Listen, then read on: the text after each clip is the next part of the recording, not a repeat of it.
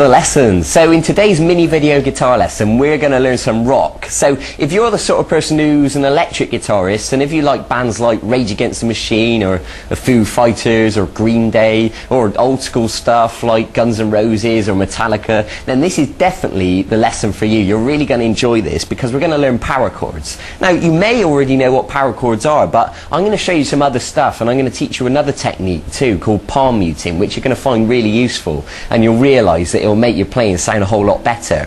So power chords, just to explain quickly, are a simple chord that just consists of two notes, and what we do is move it around the guitar neck like this, and it really is as simple as that.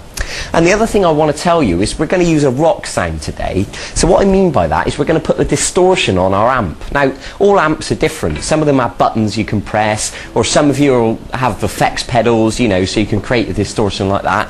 But we want to get this rock sound.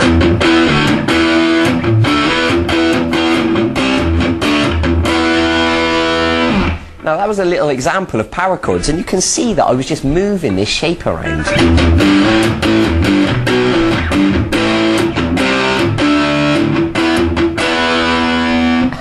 Alright, and you can create really cool stuff like that really easily. So let's get on with it. I want to explain it straight away. So if we take our first finger and put it on the 6th string at fret 7, the first finger is known as the root note or the bass note, and what happens is we always take another finger and put it 2 frets higher on the next string. So just to make that perfectly clear, this finger's on the 6th string at fret 7, this finger is on the 5th string at fret 9. So hold them down nice and tight, and with the plectrum I want you to pluck both those strings, the 6th and the 5th string. Now obviously I've got the distortion on my amp, so don't worry if you haven't got that distortion sound yet. You can worry about that another time. But what's most important at the moment is that you get these 2 notes. Okay, good. Now what I'm going to ask you to do is to try moving it down the neck. So what I mean by that is the first finger, the root note, is now on the 6th string at fret 5, and this other finger is now on the 5th string at fret 7. Okay, and now move it down 2 more frets. So we got the 6th string at fret 3 and the 5th string at fret 5. Okay, so just try those 3 chords now. Root note at fret 7, at fret 5, and then fret 3. And then try taking it down 1 more fret. So you're on the 6th string at fret 2 and the 5th string at fret 4. Now I think you get the idea by now that these notes are always 2 frets apart like this, and always 1 string apart obviously. So from now on you'll hear me mostly refer to just the root note, and I'll expect you to realise that this other finger goes, you know, on this note here. So just try that sequence once more.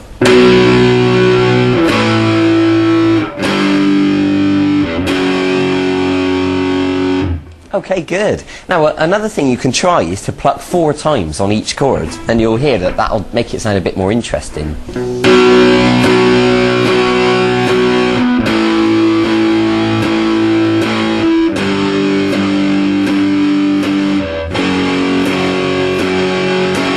Or for those of you out there that are punk rockers, you can perhaps do 8 times on each chord and play it a little bit faster like this.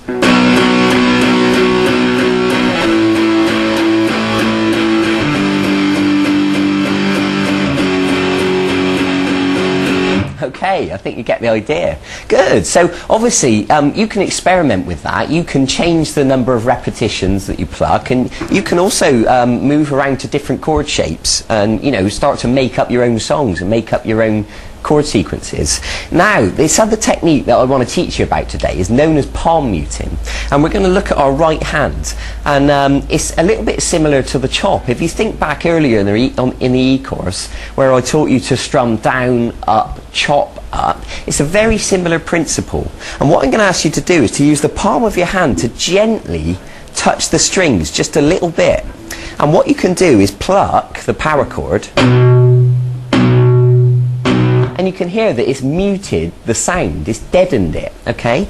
Because if we weren't touching the strings at all, it would sound like this. But if we touch them just a little bit with the flesh of the palm of our hand, it sounds like this. Now the trick is to have your palm just right next to the bridge, only touching the strings a tiny little bit, because what happens if you move your hand too far along, it will just kill the notes completely and you won't hear anything. So what you want to do is experiment. Move your hand too far along and then move it too far back, and then just find a happy medium where it sounds like this. Okay, good. So I want you to apply that palm muting technique now to the little power chord sequence that we just learned. So plucking 4 times on each one, it should sound like this.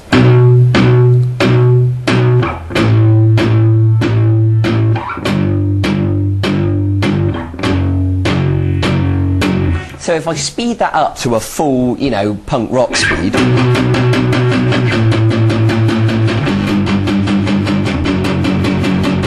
and you can start to get the idea now, because I was strumming 8 times on each one then. So I leave that up to you to have a bit of an experiment with that and see what it sounds like. And also, like I said just now, do have a go at writing your own songs. I think you're at a stage now where you can start to create your own stuff. So the good thing about power chords is you can move them all over the place, but you can also change strings. So instead of using the 6th string and the 5th string, you can use the 5th string and the 4th string, and it'll still work. Obviously, you've got to pluck the corresponding strings with your plectrum now. You know, pluck the 5th and 4th string.